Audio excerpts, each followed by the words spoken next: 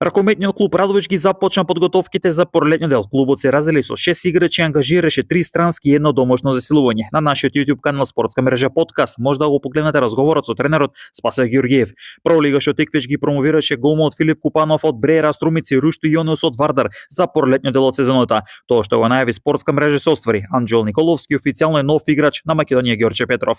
Повремениот македонски репрезентатив Дебеца Дуријан Бабунски има нов клуб откако се договори со Романски Сепси. Бесар Џуфи се сели во албанскиот шампионат, ке настапал за Партизани од Тирана. 20-годишниот крилен фудбалер се раздели со Шкупи, за кој во есенскиот дел одигра 12 надпревари, после на 1 гол и 1 асистенција. Искусниот Сашо Дуков и Охрид се разделија. 30-годишниот фудбалер кариерата ќе ја продолжи во Нова Средина. Дуков е најдобар стрелец на Охрид со 6 гола и чудно е што клубот одлучи да се раздели со најдобриот стрелец. Интересот за Дуков е голем и веќе се водат преговори.